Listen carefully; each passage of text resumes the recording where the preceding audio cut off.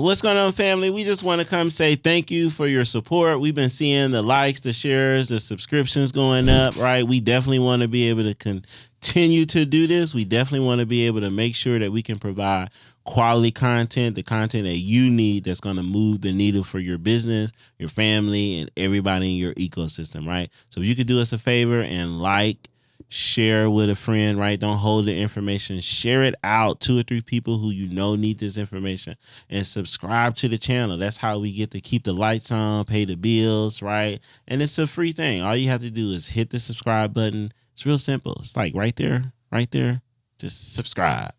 And so we're going to make sure that we, as a promise to you, we're going to make sure that our content continues to get better, develop more, and that we bring quality people to you and subjects. That's right. We appreciate y'all minding your biz. What's going on is another episode of Minding Your Biz. I'm one of your co-hosts, Dr. Blackwealth. Hi, and it's your girl, Miss Fabfinancial. Hi, y'all. Y'all know, listen, don't pay me no mind.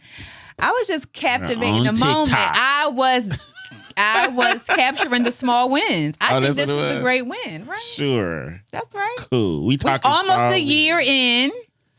All right, that is true. You know? Yeah. We're almost there. Yeah, almost there. Almost 50 episodes. That's a win. Actually, I think this episode will be like 51. That's a win. Or 2. I don't know. I think sometimes you got to look back and realize how much of the mountain you did climb. Yeah. And be thankful for that. Consistency. You know? Because sometimes we definitely, I'm very similar. I'm very hard on myself sometimes on why I'm not there. But sometimes it's like, Farrah, look back and see where you came from. Like, look at that. You know what I mean? And I think this episode, just trying to be more positive, and so people can acknowledge what you did overcome. Look what you did do, right? Mm-hmm. And sometimes we get really kind of ungrateful about the stuff that we did do. And we want results, and we want it now. We want to be further along. And I get it because I'm there. I'm like, dang, I wish I was here, right? But we do have to be thankful for each inch, right? Each step that we did make. So how are we grateful? How do we do that? No, I mean, you know, I really don't know if that's like a how to do that. I just think that, you know, it is a how to. It's hard. It's hard when you're so focused and driven on the goal that you forget everything you needed to get there. When you're so focused on baking the cake that you forgot, oh God, I did have to put sugar. I did put some water. I did have to crack the egg. I did have to actually stir it. Right? I just didn't, you know, to bake the cake, I had to put some stuff in. I had to bake it, had to sit it in the oven, wait 20, 30 minutes, however long you bake a cake. I don't bake a cake. So basically it's like... We won't be eating Farrah cakes. How long you bake a cake? But, you know... So, I guess I'm trying to figure out how to really coin it, because... There's a part of me that like the fact that I'm driven to the point where I'm like, hey, we don't have this, because I get a good focal point on the direction that I'm going. At the same time, though, there's a lot of gratitude for where I am. And I guess if you was to say how to do it, I think it would be having more gratitude for the things that you do have. Mm-hmm. I seen a clip on what was it? Buddy's he do the sales out in Vegas. But anyway, Brad Lee on his podcast. And so there was this guy who's in construction, and he talked about the journey to getting your first million. Because he was like, after you get $1 million, he was like, you know, I mean, there's subtle differences in going from like first class to private jet for sure. Sure. But the major part of it is just you having more money to kind of like pay for it. But that appreciation you build going from nothing to 200 grand, 400,000, $500,000. I feel like that's where the ungratefulness comes from, because $1 million is a great floating number, But if you consistently made $450,000 every year, I think you should be grateful for that. That's a big win. And you could still do a lot with $450,000 every year. For sure. That your net worth could be worth $1 million. You know what I mean? You know, that's money over time. And I get where it's like, dang, I keep hitting 450. I wish I could just get the 6 or the 7. You know what I mean? I get it. I mean, I get it. But 450 is good now. That's what I'm saying. Like, I like the fact that I can have the mindset of like, man, I hit this amount, but I'm trying to figure out how to hit here. But that's because I have a focal point to focus on. Yeah. But my point in telling that story was I started to resonate with, like, because he was like, it's a different type of feeling that I don't think that we really kind of stop to have appreciation for. And I do it every time something reminds me of it. Like, the ability, when you go from nothing to 200 grand, 400 grand, 500 grand, even all the way up until that first million, you have to really appreciate the lifestyle change. Like, I'm just in such gratitude. But you don't even... I'm going to be honest. When we first hit millions, I don't even think we weren't even appreciative of it. I'm going to be honest. We were not appreciative of it. I don't know if that's like a character. We didn't even really assess it. We just kept, we didn't appreciate it.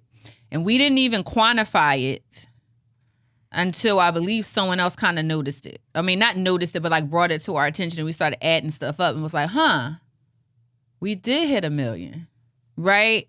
But we knew our lifestyle changed, right? And we knew we had more discretionary income, but we initially wasn't like, oh, we're millionaires. We hit $1 million. Oh my God, let's go have a party and like celebrate it. It was like, dang, we was still pressing forward, trying to get more stuff and trying to hit the next benchmark. Like, oh, we wanted a bigger house and we wanted to have this property and that property. We weren't looking at our account, quantifying it when it was happening. Yeah, I mean, I guess you're going to have people that's like that. But I think to celebrate the small wins is to really be present in how you living now. Yeah. And the smallest stuff that might not mean so much to most people, but it means like the world to me. The fact that I'm very simple. So the fact that we can go to the grocery store and I don't have to worry about like nothing. You know what I mean? There was times where we used to go and my wife used to calculate like, this is $2.80 to make sure that we have enough to cover what we trying to get, right, and to stay within a certain budget. There was a time, but I think that you still need that. That's where you lose and become a little flagrant with money, because that's what was happening, right? You still have to get, like, I get what you're saying. You're like, hey, we could go to the market now and not worry. But then you do become careless and overspend for no reason. Like when you are counting those pennies, and I think that is the key in not letting the past abuse you and use you, but allowing it to help fuel you and move you forward. Because I look at where we are today, I am more conscious about our coins, right? When we had money and we were living in an abundance, we were careless. We weren't super appreciative. And so now you just have to be careful to I'm like, now as we're pushing and regrowing and redeveloping and rebranding, I am more mindful about what we spend and realize all that stuff is pointless. Granted, you want to be able to provide for your family, but I'm like, do we need any more chips and cookies in here at this point? You know what I mean? Just because they want it and I'm able to give it, do they need it? Right? And so I think that is the happy line, the towing the line of being careless and flagrant versus supplying what they need. Even myself, it's like, do you need another white shirt? Do you need another? Or do you stay focused and disciplined, right? I know we totally to a different place. I mean, but I personally, we're supposed to be talking about. If I'm being honest, I'm appreciating the small wins. But I get what you're saying. If I'm being honest, I don't think there's nothing wrong with that. I mean, because you have to that's a part of you enjoying what you built. I think the only difference that somebody would probably pose a question on will be kind of not necessarily what you blew the money on, but what are we, and that's why I say people got to have a focus point that keeps you driven. Yeah. And if there's a bigger mission at play, then we know hey, as we get money, we're going to put money over here. We're going to invest over here. We're doing investments. We got real estate going on. We got stuff in different pockets, which gives me the arena to live life in abundance. I just saying for me to celebrate how I celebrate my wins is just me just having so much reflection on where we came from compared to where we are. At the same time, though, there's a delicate balance of not letting that consume me to stay in a scarcity mindset. Because when you live like that, I feel like you was describing a life of true abundance. It doesn't matter that, if I could buy the shirt, I can get 20 or 10 of them. That's in your, but that suggests to me that there's nothing of lackness there. But I think to kind of put something on maybe how you feeling, if I could possibly speak for you, I don't know,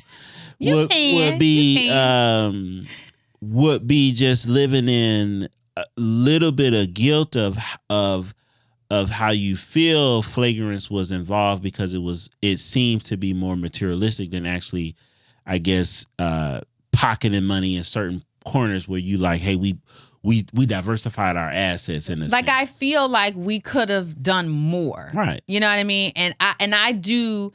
But doing more also suggests maybe not being satisfied with where you at. For sure. Right. So that's why I was about to say I wasn't appreciating those wins. Right. And I felt like we could have done more in putting more away, and more investment, and more in this if we would have had, I don't know, just at the time focused more on maybe the legacy, maybe, I don't know. I don't go back and replay. But that goes back to the focal point. We didn't have a focal point. Well, we did have a focal point. I think the focal point was family, finance, and faith. It was about generational leaving. We wanted to be Mr. and Mrs. South Fulton. We were purchasing land. We wanted to build something. But how strong was that focal point? Well, the focal point got lost. Absolutely. Focal point wasn't strong enough. But I think absolutely. But I think when I try not to visit the past and stay there, I try to just kind of peek in so that tomorrow I could do it better, right? And so when I look back and I go, moving forward, what I do different? I don't go back and change anything. Right. The past is the past, because that's how God written it to be so. But I peek and go, all right, so I'm approaching this. What was similar to let me peek, let me go back, let me see what we did then versus what we could do now. Now, we are in a different headspace. We are different spiritually. We are moving forward and making decisions with a new mindset. You know what I mean? Mm-hmm. But when I think about those small wins and I look back and go, were we appreciative of the small wins? Where was our headspace at that moment, right? Because even now, I'm not as appreciative, I would say, or I don't give myself enough, I guess, pat on the back of where I was. I'm sometimes still begrudgingly hard on myself to drive and push forward. And then I go, well, is that the gift or the curse, right? Because a lot of it does allow me to keep pushing forward, not being so complacent.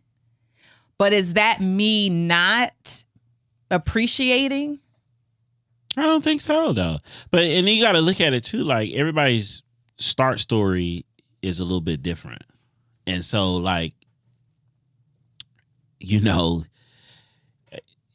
let me say it like this. There's different levels to struggles depending on who you're talking to.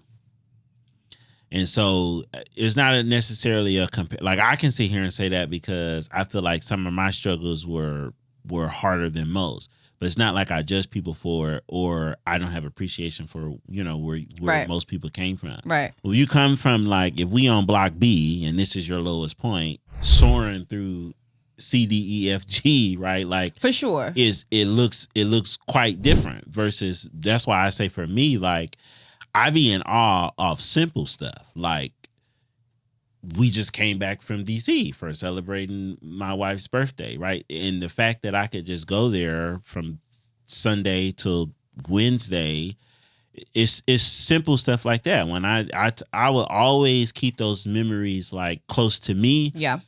And I'll keep them here because what I don't want to do is I don't want to put that on my children because that's why I say I don't think there's nothing wrong with like the life of it because everybody we got to look at it like this. I look at black people like how white people first came to America. There was new money. You know what I'm saying? Like it was new money. We was new industry. Yeah, we was railroads. We was banking. We was like all the oil. We taking over. It was new money. So new money looked different, and only thing that they had to judge it off of was what old money looked like. Old money looked had a certain caliber, the royal family coming from the British, right? So new money in America, it was flamboyant, was looking real different. They was real flamboyant with it. You know what I'm saying? They was out here. They were jewels. Right. They were very lavishly. That's what I'm saying. That's the. But when you think about somebody like from when you think about somebody from a Jewish background, they have appreciation because they came from concentration camps, right? You get what I'm saying? It's a different level of like our start to our journey.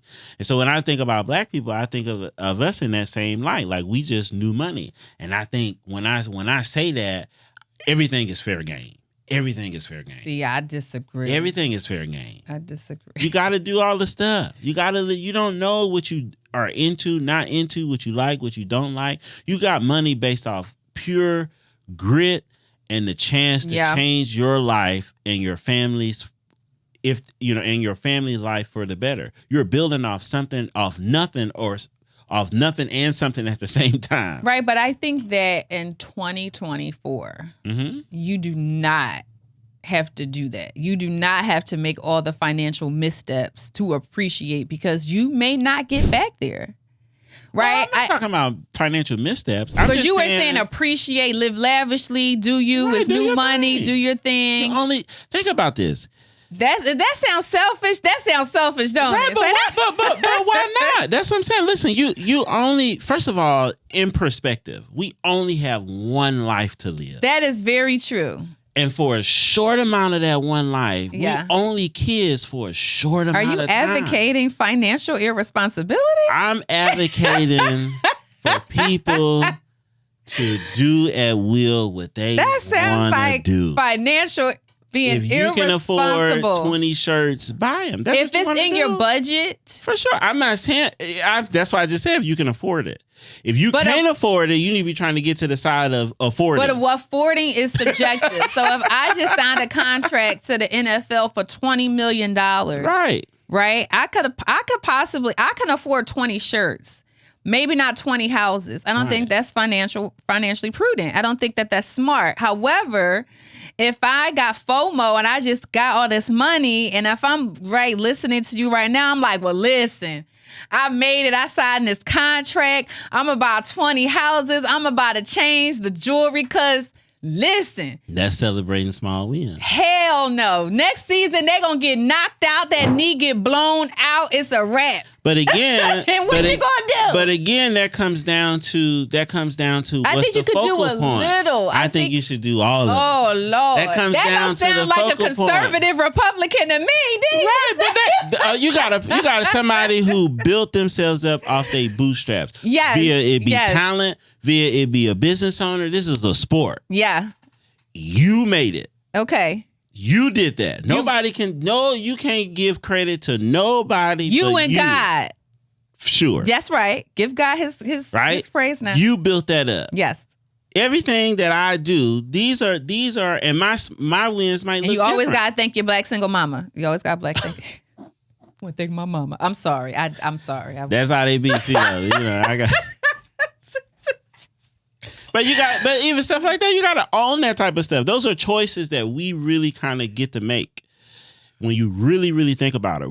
Whether we have limitations to our growth, our stunt, our this, or that, we still make choices every day. And those people celebrate their wins how they feel like they want to celebrate. Now, for me, I'm not saying that because that's not how I am, right?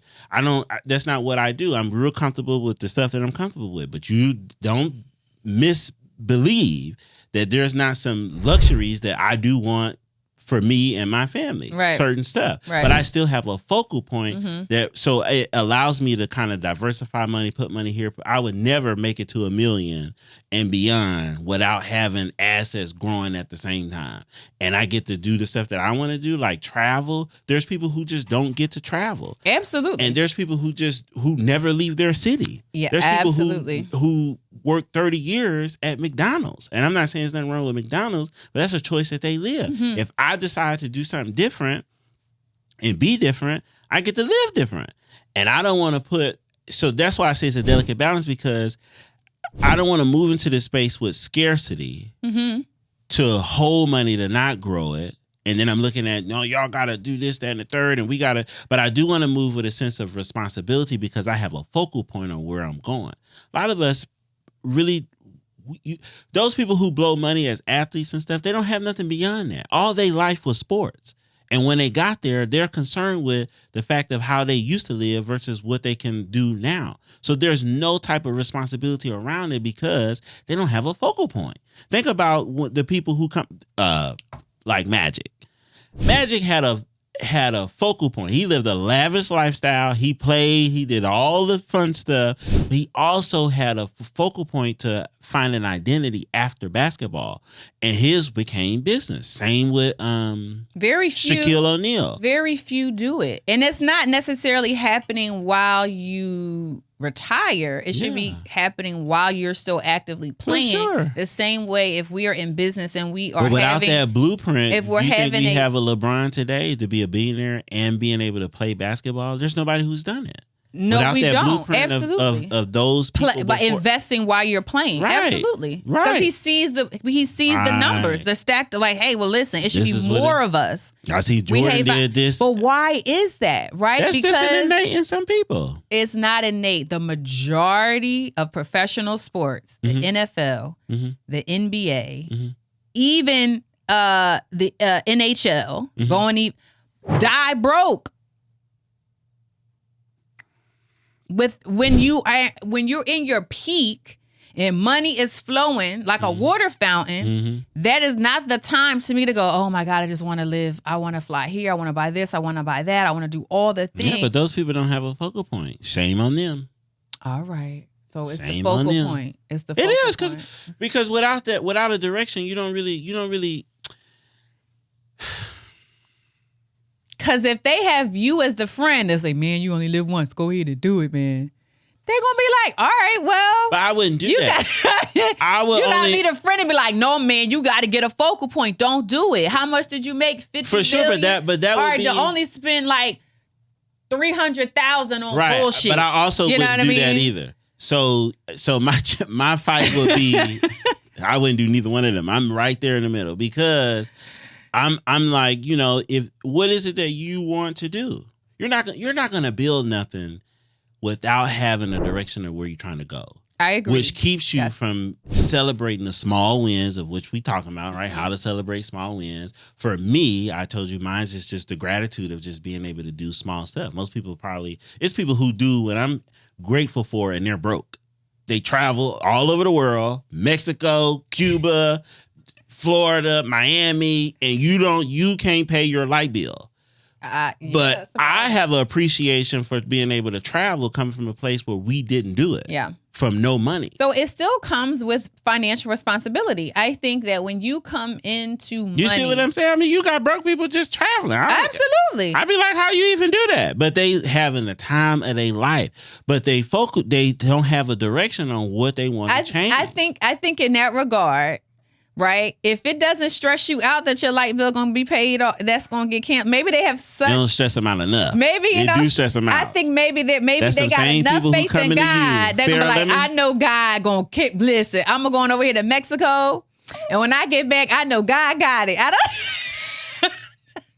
They go. I don't know. I don't have that mindset. However, mercy, Lord. I think that when you come I'm gonna leave y'all alone today. If you have an abundance. Not even abundance. I think when you come into money, for sure, the budgeting is important. And celebrating the small wins, you budget out your small wins, be it monetarily rewarding yourself or just acknowledging, yo, I did that and I'm grateful for that. Right? Yeah, so I think the small wins do matter. I think it helps you keep perspective on where you are going and how far you came. Small wins are like guardrails. Yeah, and I think you definitely want to budget that out if you're going to reward yourself monetarily, right? I think it needs to be in relation to how much you earn, how much. For sure, I definitely don't. How much you reward yourself. So let me just be clear. I'm definitely not like promoting irresponsibility of finance. Like, I don't think you should just. You definitely should live within your means. Yeah. Whatever that means. But just understand that you have the ability to define whatever your means is. And I think you do. Oh my. Your bank account defines that means. That's who defines it. No, your bank account is a byproduct of what you build or don't build. Listen, and the means is the money. Right. And so you have the ability to change your means. Defined it. But you have the ability to change that. You have the ability to make money. You do. You have the ability to not make money. You have the ability to settle where you at. You have the ability to change the direction where you at. Right. The facts, the money determines your budget and how much you can and cannot spend. That's what I was saying. Right. But you have the ability to change how much you see in your account. If right now you're looking at your account and your account is negative, you waiting a Friday. I've been there. Right, where I had maybe $10 and I swiped the card for the gas. That's right. They could charge the dollar. I had the overdraft protection. See what I'm saying? Oh yeah, I know that. And then you get paid. Yes. You really have the ability to change that. And the fact of somebody who can come from absolutely nothing, in a sense, right, to get to the other side of that, whether that's $200,000, $300,000, $400,000, $500,000 or more. Right, you have the ability to do that. Whether that's acquire more skills, whatever. But people who come into money, you're going to live a different type of life. There's nobody that's gonna really stay. But I think I do want to change and that's a win. The word tracking behind it. I don't think it's just about coming into money. I think it's managing what you have. Any win, you should acknowledge it. Right. And so, yes, coming into money and becoming more financially abundant is a great thing. Yeah. But if you're working a W-2 job and you get a $1 raise, right, or something, that's a win. And it's like, Dad, look where I came from. I want to acknowledge that and I want to celebrate that. And I just think you just be responsible about it. But I think, for people who struggle with, like myself, I'm speaking to me, for people who struggle with self celebration, right? The small wins. Meaning you don't celebrate yourself. I don't. I find it difficult to celebrate yourself. I do. Why? Because I feel like I haven't done enough. I feel like I'm not accomplished enough. I feel like there's so much more. But within the lifestyle, that's not celebration enough. So what does celebration look like for you? No, I think for me to be like, oh my God, I'm so self-edification and saying, Farrah, you did that. You did overcome this. This was a great thing. Not the lifestyle, because I think for me is, am I doing what God wants me to do? Am I walking in the path what's the celebration that God what wants would me make to you do? Feel like you celebrated yourself? What would you have to do to be celebrated? I don't know. I'm constantly asking that between me and God. God, did I fulfill what you wanted me to do? So I'm always like in a really kind of self-deprecating state. I guess a good question would be, why is celebration necessary? Like, why do we have to celebrate small wins or big wins or so any for win? me, for some people, the small wins, because we don't celebrate losses. We definitely don't. We don't be like, oh my God, I lost. That was would amazing. Celebrate them more than anything. I get it, because the loss help you get to a win. Better place. That's right. That's right. That's right. You acknowledge, me and God, we do acknowledge where we came from, right? This past 18 months was a really tough year personally, and it takes a lot of me being on my knees praying to acknowledge and being thankful of that, right? But I always question my path. Am I moving in the direction you want me to, God? And I don't know if I'm waiting for a giant magnaphone to say, yes, daughter, you did it, right? I'm always kind of in this. See, that sounds like that suggests that there's still a lack of like direction. There's no focal point. No, I have a focal point. So it's the focal point. It's always, is this where God wants me to be? And I think I pray and I try to listen and say, okay, I'm listening, God. Is this the move? Is this where I need to be? Because ultimately, what is his plan for me? And so I try to go through my life wanting to live it out according to his will, right? That's where I lack the celebration, because I've been really fortunate in my life, right? Just from the beginning, my hand wasn't horrible. I wasn't dealt like all jokers, right? I don't play cards, but I'm thinking a hand of jokers is not a great one. So well, I guess it depends on the card game. Because if we playing spades, I got the big and the little. Oh, the jokers is good. The jokers is good. Okay, how about one? Dude, I don't know. Oh my God, look, I don't play. I don't know. Well, I know Uno. I'm running to Boston. Look, I got 5 on them. Put the books down. I don't have no draw 4s or draw 2s if we playing Uno. Oh, we got a good hand. I'm racking them up.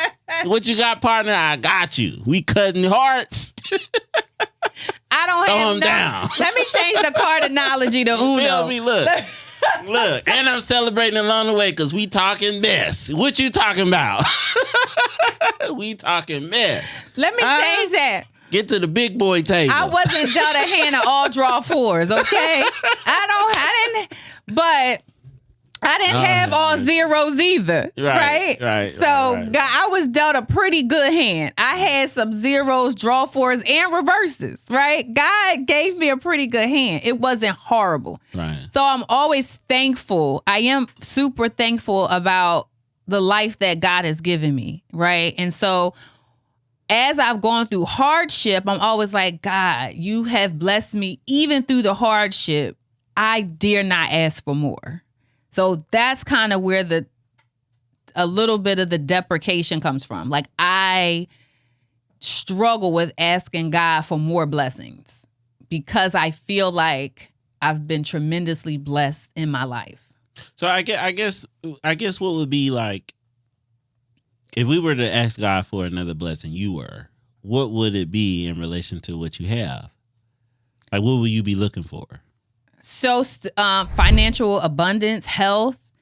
I haven't had that though. That's why I feel like maybe I shouldn't ask for it. But that still doesn't deny me from wanting to be more financially filled so that I can do more. But I find it difficult sometimes. And so then I have to go to spiritual leaders to say, who are you, right? To ask, to question it. God will bless you when he wants to bless you. So continue to ask, right? You're his child. He will bless you. You're leading this path according to him. You feel you're not worthy. He doesn't say that, right? He wants you to live out your life in abundance. You're putting a cap on that. You're saying, God, you've done enough.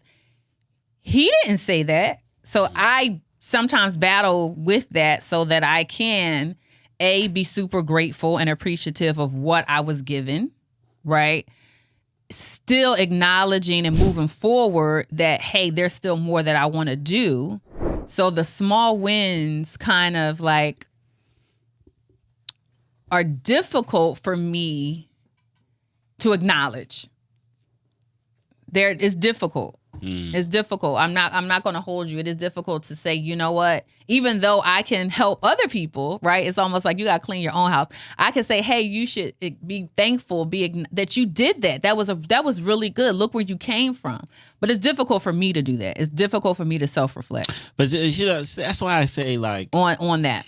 I think that's because when you really kind of ball this out, like, that's the fight that most people have, because you're on a path of purpose, but finding out your purpose gives you a direction to focus on. And so I think for me, I've been really fortunate to have a relationship with God where I really don't. Almost like Solomon, I ask for, like, make sure, I just pray that I'm, fulfilling my responsibility, yield me to my understanding to be king over my assignment. And so I get really good at being present.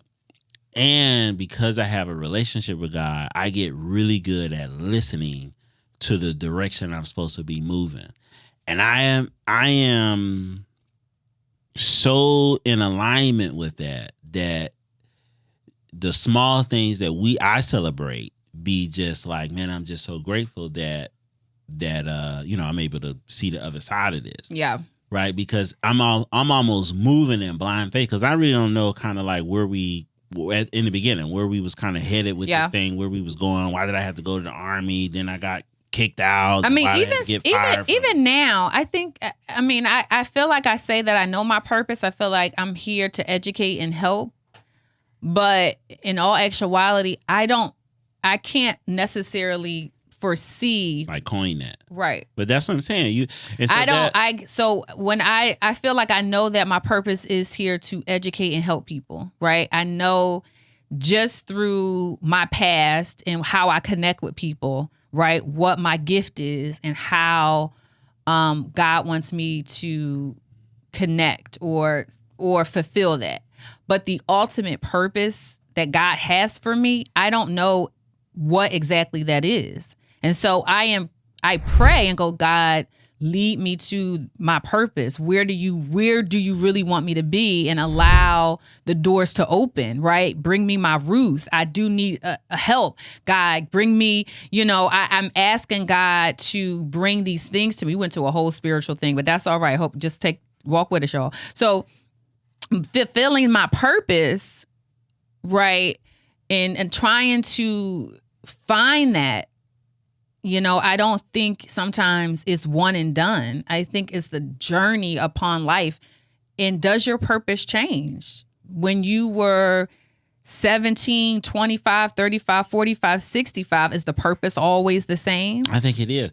I think your purpose is automatically it's already like written.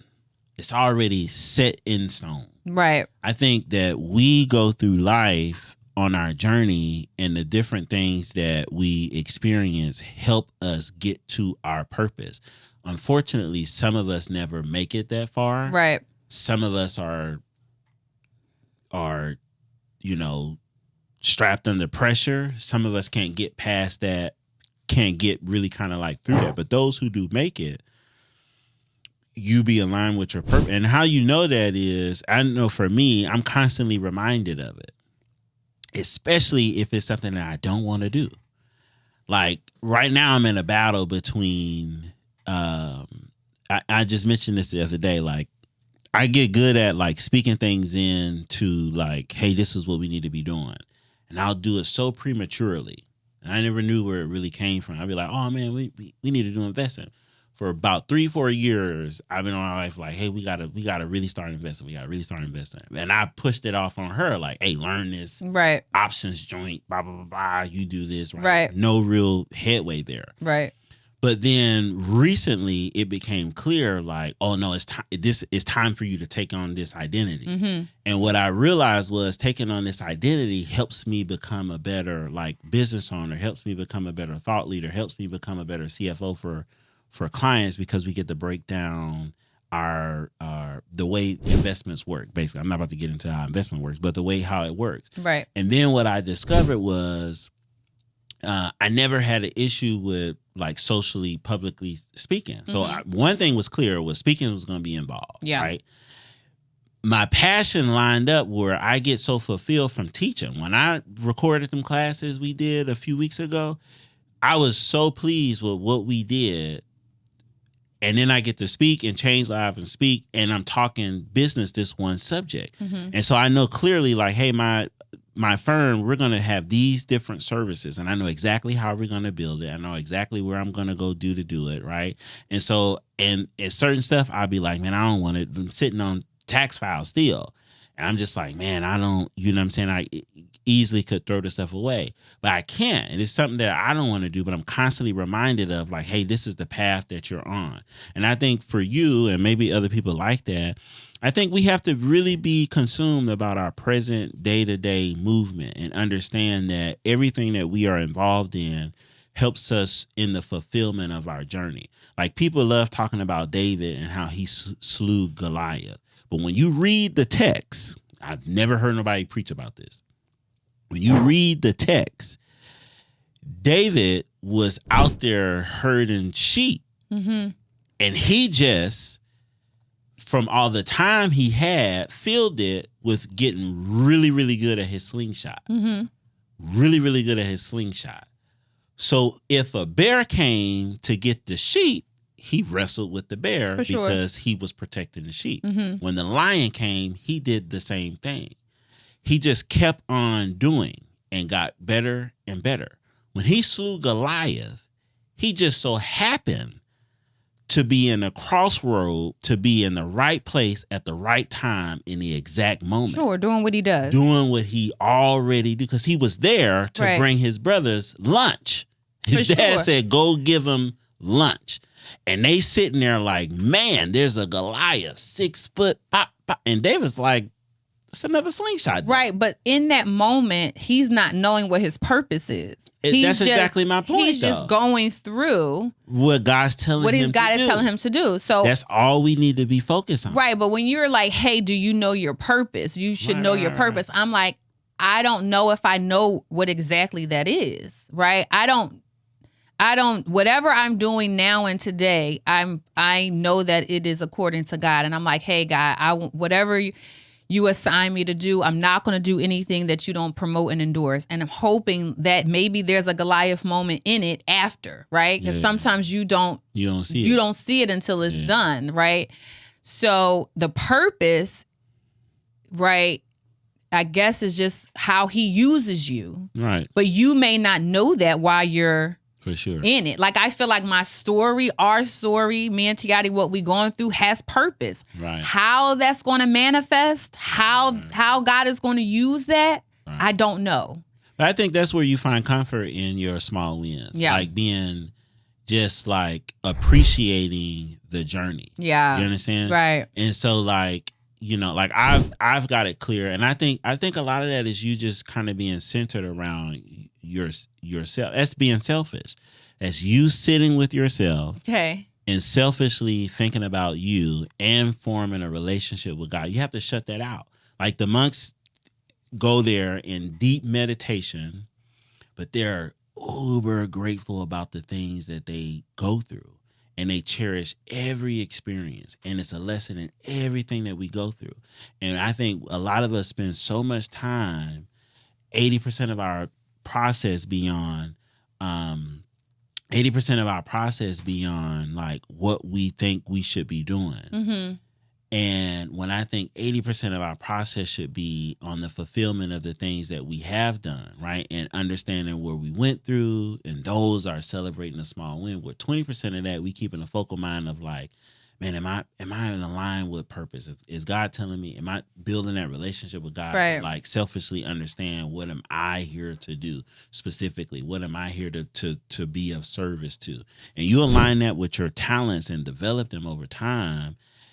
You know, you are in alignment with that. And I think it's okay to, like, in a sense, really like live and not know 100%, but be present in everything that you're going through. And sometimes that's hard. Yeah. But when you get over that fact, and that's why I appreciate my journey specifically so much, because I feel like we stayed in the pit so long. And then when I go back and reflect on it, I'm like, damn, we wasn't like 100% happy, but we definitely had a lot of happy moments. For sure. You know what I'm saying? With nothing. And so now, and that's how I get confirmation. I'm like, oh man, we moving in the right direction. Because it's not really about the stuff. It is about having certain comforts in life, for sure. But the fulfillment on the other end, we're still in this. I still have a business. I don't want to do this part of it, but it's still a part of my business model. We still serving clients. What's the best way I can fulfill them? The classes, the teaching, the speaking. I'm doing a disservice by not getting out there, not putting the message out there, not speaking. Right? I'm so concerned with the fact that we don't have 1,000 subscribers, but then we go back and I get to appreciate, like, man, our communication has gotten a whole lot better. Yeah. Our chemistry has gotten a crazy better. Our concept has a focal point that's so bought in that every time we come in here, there's a new gadget on how we do. We're gonna flip this so we can get out reels. And this could be the pulling back on the pulling the right, onion. And so that what does to this get look to like? the core? Yeah, so we planted a seed, and we get to sit here and nurture it every single day. Yeah, and I think we don't take advantage of how just we don't study nature enough to be appreciative of how things is. For Lion sure. don't complain about what he got or what he don't got. They wake up every morning. They know they gotta eat. They gotta eat to live. They eating the same animals that's eating the grass. That's all the stuff is like Lion King, the circle of life, right? Like all of it is connected. Gazelle. All of it is running connected. fast. I'm getting Even out though of this here. part of it might be bad because he's killing an animal for his survival, but people gotta eat. But it's a part of that cycle. You know what I'm saying? Right. And so when you think about, when I look at y'all stuff, like you have to we got to embody, and that's what I'm saying. Like most of us, the small wins is the failures, and we don't really sit with them enough. We don't really sit with like, and I did that. I am doing that and have done that. Where to the point where I have to put it out there and put a name to it. Mm-hmm. No, my dad didn't do this, which landed me here. Mm-hmm. My mom thought this way, which landed us here. I can go up that rabbit hole and say, man, her mom, she moving kind of weird. She just off of herself. She did this. She ain't building this. His dad we definitely moving weird. We years of I don't know what you doing. Right. And then so I get to embody all that. Right. And I'm sitting with that and I'm like, well, at some point I can either I got to start fall here or I can move here. For sure. And so we can appreciate those building blocks of this. So when I sit with like, oh man, this happened. We built this and now we got to watch it fall. We get to rebuild it. Now you get to see like, oh man, well, I'm back at this street. Well, if I make this move, we just 10x this situation. You know what I mean? And I think from work, we find purpose, but we got to stay busy in doing it. And so, I don't know for you, I said a lot, but I think,